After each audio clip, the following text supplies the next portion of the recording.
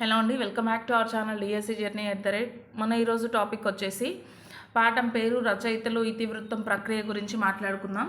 ఇదేంటంటే 9th క్లాస్కి సంబంధించిందన్నమాట. 9th క్లాస్లో ఉన్న లెసన్స్ కవి లేదా రచయితలు ఇతివృత్తాలు ప్రక్రియలు. రచయితలు ఒక పాఠం పేరు ఇచ్చి ఆ రచయిత అడగడం కానీ లేదంటే ఆ పాట యొక్క ఇతివృత్తం అడగడం కానీ కంపల్సరీ ఒక మార్క్ వస్తుంది. పోయినసారి 24 జనవరిలో 24 డిసెంబర్ నోటిఫికేషన్లో వచ్చి మనకి జనవరిలో ఎగ్జామ్ పెట్టారు కదా. అప్పుడు ఎగ్జామ్ రాసిన వాళ్ళకి కంపల్సరీ మీకు గుర్తుండే ఉంటుంది, ఎందుకంటే ఎగ్జామ్ అయిపోయి చాలా తక్కువ టైమే అవుతుంది కాబట్టి. అప్పుడు మనకు వచ్చిన క్వశ్చన్ ఏంటంటే, ఒక షిఫ్ట్లో వచ్చిన క్వశ్చన్ మంజీరా యొక్క రచయిత అడిగారు. ఓకేనా, వేముగంటి వారు రాశారు కదా మంజీరా, ఆ క్వశ్చన్ అడగడం జరిగింది. అలాగే ఎవ్రీ షిఫ్ట్లో కూడా ఒక క్వశ్చన్ అయితే రావడం జరిగింది. రచయిత పేరు, లెసన్ ఇచ్చి రచయిత పేరు లేదా ఇతివృత్తం అడగడం.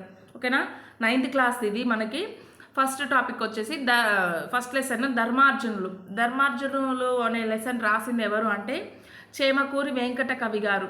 ఓకేనా, ఇట్లా ఎలా గుర్తుపెట్టుకోవాలంటే వెంకట కవి గారు ధర్మార్జునులు అంటే ధర్మం చేసేటువంటి నేచర్ కలవారు, అట్లా గుర్తుంచుకోండి.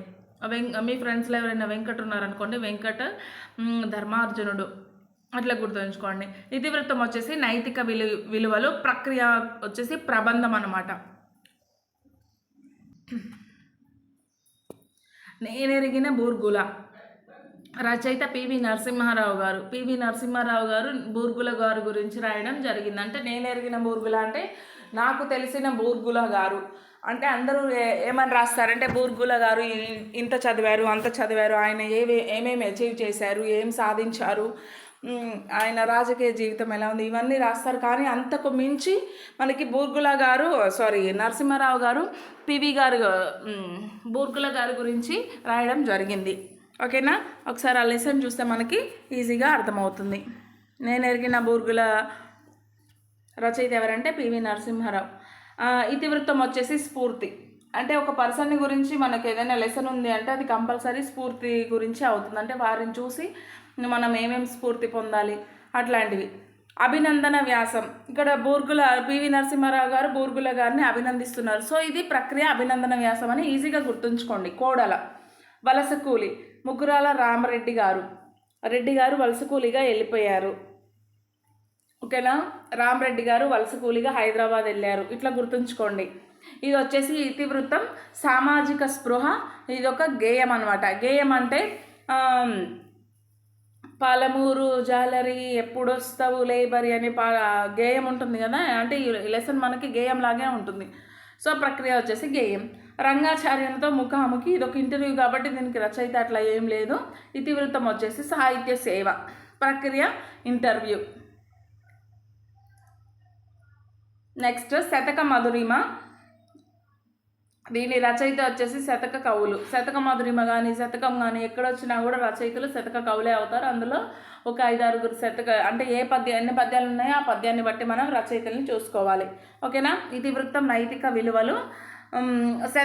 శతకానికి సంబంధించి ఎక్కడొచ్చిన శతక సుధ కానీ శతకం కానీ శతక మధురిమ కానీ ఇవన్నీ ఎక్కడొచ్చినా కూడా ఇతివృత్తం వచ్చేసి నైతిక విలువలే ఉంటుంది, గుర్తుంచుకోండి. ఇది ఒక బండ గుర్తులాగా. ఓకేనా, ప్రక్రియ వచ్చేసి శతకం.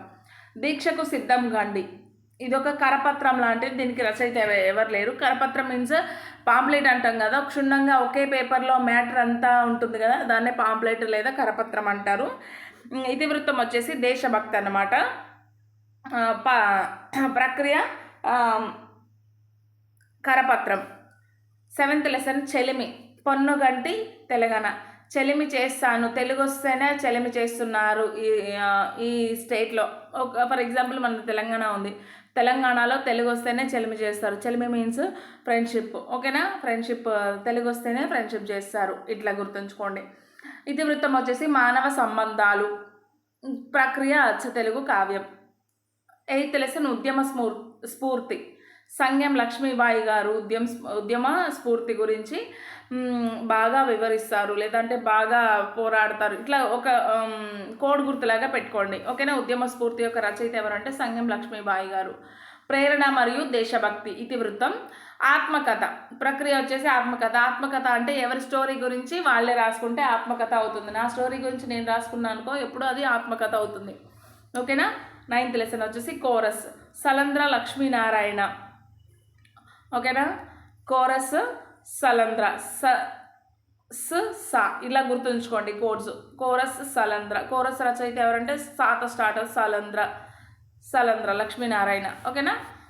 సామాజిక స్పృహ ఇతివృత్తం, ప్రక్రియ వచ్చేసి వచన కవిత. వాగ్భూషణం ఇరివెంటి కృష్ణమూర్తి గారు బాగా మాట్లాడతారు. అంటే వాగ్భూషణం అంటే మాటకి సంబంధించేదే కదా. ఇతివృత్తం వచ్చేసి భాషాభిరుచి, ప్రక్రియ వచ్చేసి వ్యాసం.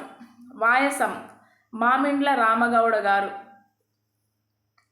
వాయసాన్ని వాయనం అని గుర్తుంచుకోండి. వాయనం అంటే మామిడి పండ్లకి, వాయనంలో ఏమి ఇచ్చారంటే వాయనంలో మామిడి పండ్లు, అరటిపళ్ళు, ఏవైనా ఫ్రూట్స్. వాయనంలో మనకేమి ఇస్తారు, ఏదైనా ఫ్రూట్స్, పసుపు కుంకుమ ఇవి ఇస్తారు కదా. వాయనంలో మనకేమి ఇచ్చారంటే మామిడి పండ్లు. వాయనం మామిండ్ల రామగౌడు. వాయసం అనేదాన్ని నమ్గా గుర్తుంచుకోండి, ఎందుకంటే మనం గుర్తుంచుకోవడానికి ఒక మార్క్ ఎటు పోకుండా ఉండాలి కదా. సో అలా వాయసాన్ని వాయనంగా గుర్తుంచుకుంటే మామిండ్ల రామగౌడ అనేది ఈజీగా గుర్తుంటుంది.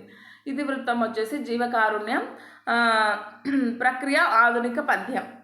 లాస్ట్ లెసన్ తీయని పలకరింపు, ఇల్లిందల సరస్వతీదేవి గారు తీయగా పలకరిస్తారు. కానీ ఇంత చేతిలో ఒక రూపాయి జారు అని అంటాం కదా. పలకరింపు అయితే తీయగా ఉంటుంది కానీ నీ రూపాయి అయితే జారు అని మనం సామెతలు మాట్లాడుకుంటాం కదా ఊర్లలో, అలా అనమాట. తీయని పలకరింపు ఇల్లిందల సరస్వతీదేవి. ఇతివృత్తం వచ్చేసి మానవ సంబంధాలు, ప్రక్రియ కథానిక అనమాట. ఇదండి మనకి 9th క్లాస్లో ఉన్న లెసన్. ఆ లెసన్ రాసిన రచయిత, పాఠం యొక్క ఇతివృత్తం మరియు ప్రక్రియ.